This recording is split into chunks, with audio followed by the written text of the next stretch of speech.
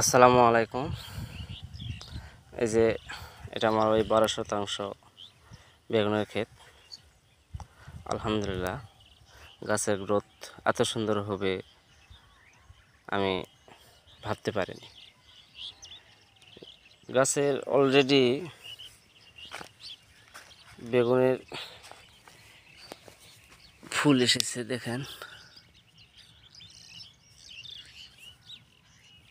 এই যে এত সুন্দর গাছের গ্রোথ হবে, তবে মনে করলাম যে একবারে খাবার দিয়ে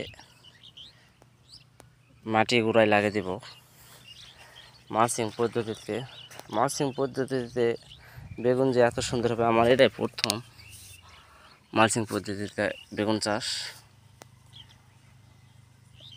এত সুন্দর হবে আমি ভাবতে পারিনি। তবে এক বড় ভাই বললো আমাকে, গাছের গোড়ায় যে ঘাসগুলো আছে ঘাসগুলো বাছাই করে দিয়ে একটা সেচ দিয়ে যখন মাটিতে আবার জো আসবে তখন সামান্য একটু সার দিয়ে মাটি যেন গোড়ায় লাগিয়ে দেওয়া হয়, দিলে আর লাগবে না ইনশাল্লাহ। তা আমি গাছের নিচে যেগুলা ডিবিগুলো আছে ওগুলা কেটে দিই নাই, কারণ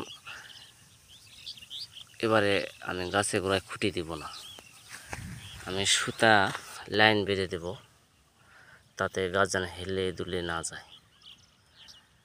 তবে আর ঝরি নাই বললেই চলে, আবহাওয়াকে দেখলাম ইন্টারনেটে, আর ঝরি নাই।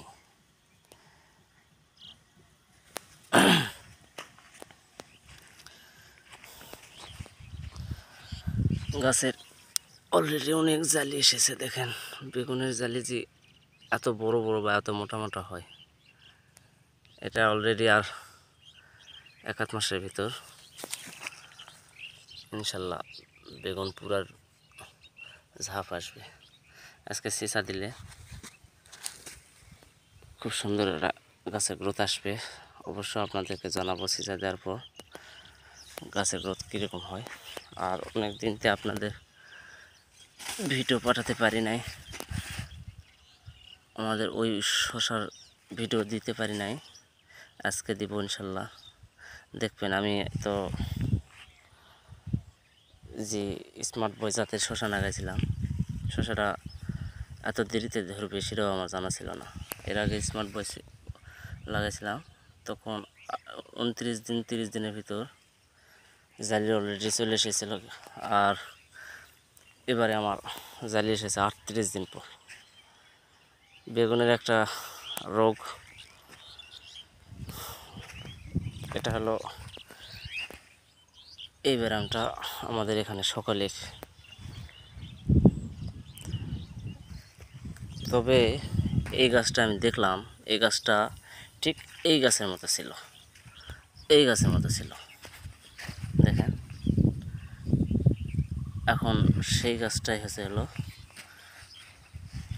এইরকম। তবে আমি এই ওষুধটা এর আগে ব্যবহার করিনি, এবারেই প্রথম। ওষুধটা হলো সাকসেস ওষুধটা দিয়ে আমার খুব উপকার হয়েছে। দেখেন গাছে আর কোনো রোগ বলাই নেই, আলহামদুলিল্লাহ। এই গাছটা খুব সুন্দর, এটারও অলরেডি কাটি এসেছে, দেখেন। আচ্ছা, ভালো থাকবেন, লাইক কমেন্ট শেয়ার করবেন। আমি ফেসবুকে নতুন এবং ইউটিউবেও নতুন,